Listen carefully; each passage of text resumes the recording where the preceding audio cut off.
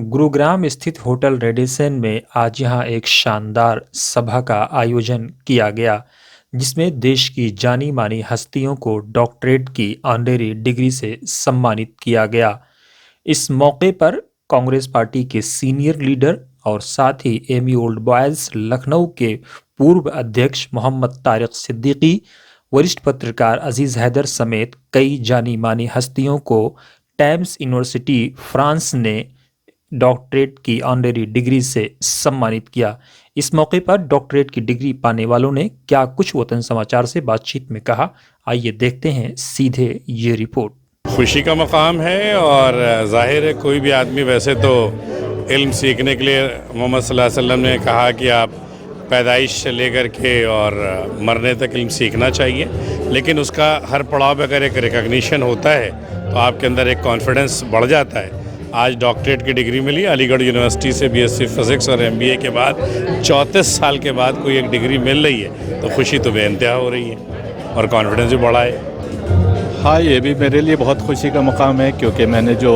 किताबें लिखी और जो रिसर्च करी है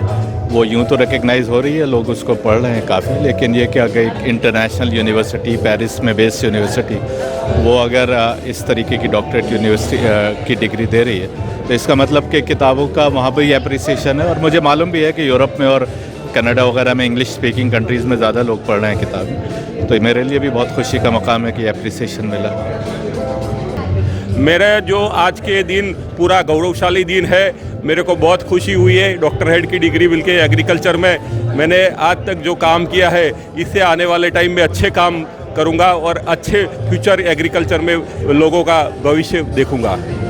देखिए, समाज के ऐसे लोग हैं जिन लोगों ने अपने अपने क्षेत्र में अच्छा काम किया है, उन लोगों को सम्मानित करना आवश्यक होता है। ऐसा होता है कि किसी का प्रेरणा, प्रोत्साहन और किसी की ऊर्जा के रूप में ऐसे सम्मान जो है वो काम करते हैं, तो ऐसे सभी लोगों को समाज के अन्य अन्य क्षेत्रों में, विभिन्न क्षेत्रों में काम करने वाले, रिसर्च है, सोशल है, पॉलिटिकल है, बिजनेस है, उन लोगों को सम्मानित किया है ताकि समाज में वो अपने अपने क्षेत्र में और अच्छा बेहतर काम कर सके। और जिस तरह देश के प्रधानमंत्री जी G20 में आगाज़ दे चुके कि हमें विश्व महासत्ता के रूप में और पूरे विश्व में भारत का परचम लहराना है, उसके लिए ऐसे कार्यक्रमों के माध्यम से इन्हें सम्मानित करना, उनके कार्यों को प्रोत्साहित करना हमारे जैसे भारतीय समाज के